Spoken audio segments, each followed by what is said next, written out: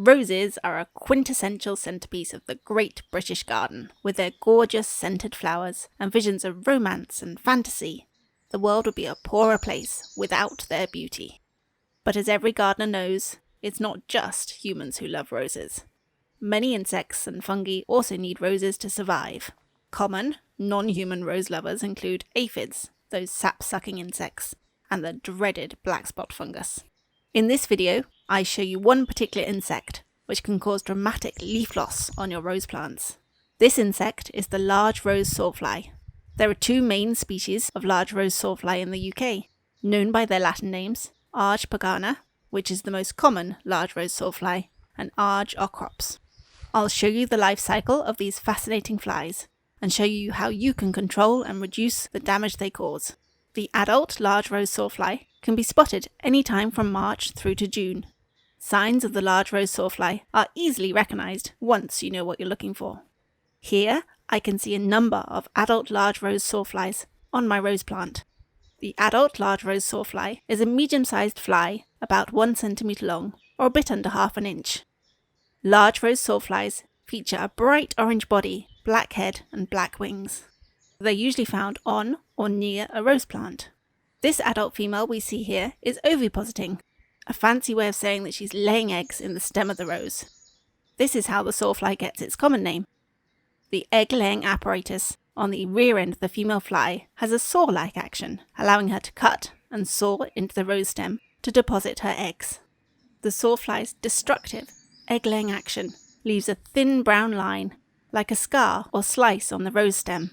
This scar the sawfly has made in the rose stem to lay her eggs gets wider over about 2 weeks and starts to look more like a gash. The rose stem then eventually splits to reveal the pale yellow eggs the sawfly has laid. So how do you know which species of sawfly you're looking at? The simple way to find out the Large Rose Sawfly species is to look at the pattern of the eggs in the scar they've left on the rose stem. Arge pagana lays eggs in a double row in the scar, whereas the eggs of Arge ocrops are laid in a single row. Here we can see a double row of eggs within the scar, so we now know this here is the more common species of Large Rose Sawfly, Arge pagana. 2 to 3 weeks after the female Large Rose Sawfly lays her eggs, the larvae hatch. These caterpillar-like sawfly larvae are at first green, with a black head. At this young stage, the larvae are only a few millimetres long. These larvae often gang up together in clusters to feed and munch away on the same leaf. From my experience, I noticed that the newly hatched larvae climb their way to the top of the rose stem and eat their way down.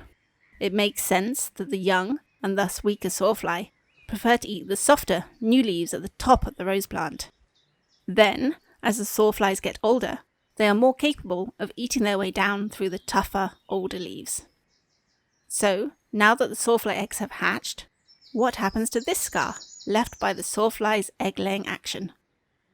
Unfortunately, this brown scar will remain forever on this rose stem, unless you cut off this section of the stem. Over the next couple of weeks, the tiny sawfly larvae feed and grow on the rose leaves. They are now about 2 centimetres long, or about 3/4 of an inch.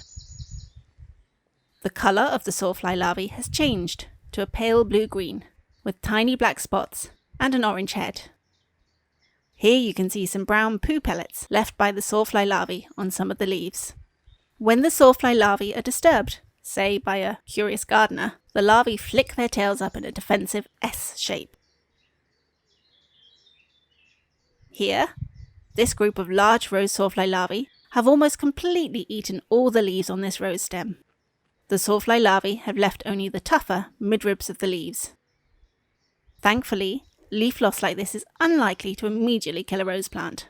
However, repeated leaf loss by sawfly larvae will eventually weaken the rose plant, stunt its growth, and may contribute to the death of the plant in the long term. When the sawfly larvae are fully grown, they drop to the soil and spin themselves a white silk cocoon within which they pupate. Pupation is the transitional stage before the larvae emerge as adult sawflies. The adult sawflies then lay more eggs, meaning their life cycle starts again. The more common Arge pagana sawfly can complete the life cycle up to 3 times in a single summer. So what can you do about these impressive little terrors, soaring and then munching their way through your precious roses? My preferred methods here to get rid of, control, and treat sawfly damage on your roses are all natural, and you won't need any special equipment. First, to get rid of large rose sawflies, you want to inspect your rose plants from April, looking out for those thin brown scars along the stems. Early prevention is key to control these sawflies. If you spot the scars left by large rose sawflies, you can apply the following treatment. Press a metal key or a similar hard object along the egg scar on the rose stem to squish the sawfly eggs. Or, using secateurs or scissors, you can cut out any of those rose stems you find with fresh egg scars. If you can't spot the sawfly egg scars, don't worry. The young sawfly larvae are much easier to spot. Inspect your rose plants 1 or 2 times a week and remove the larvae as you see them. The simplest method is just to cut off the rose leaves with the larvae on them and collect the larvae and the leaves in a pot. You can also try knocking the larvae off into the pot, but be careful to catch them all, as the sawfly larvae drop easily. A catch-all method that's not always practical is to place a plastic sheet on the ground and gently shake the whole rose plant to collect the fallen larvae. Once you have collected the sawfly larvae, the most humane method to kill them is to place them in the freezer, in a sealed bag for at least 6 hours. Afterwards, when the larvae are fully frozen, you can then bin the bag. You can also try putting the living larvae on a bird table, but don't be surprised if the birds ignore them. Birds have nicer things to eat than sawfly larvae. If you go to many garden centres, you'll find a whole shelf covered with pest control products, many of which will kill rose sawflies. Whilst these chemical products can be useful in specialised cases, I always recommend trying non-chemical options first. But if you do choose to use a pesticide on your roses, make sure you apply it exactly as instructed on the label. Following the manufacturer's instructions will limit harm to other bugs in your garden. As you have seen, the large rose sawfly can cause severe leaf loss on roses. So this insect is certainly one you might want to control if you value your roses. If you've enjoyed this video, check out my other plant health videos on my channel. Wishing you healthy plants and happy gardening.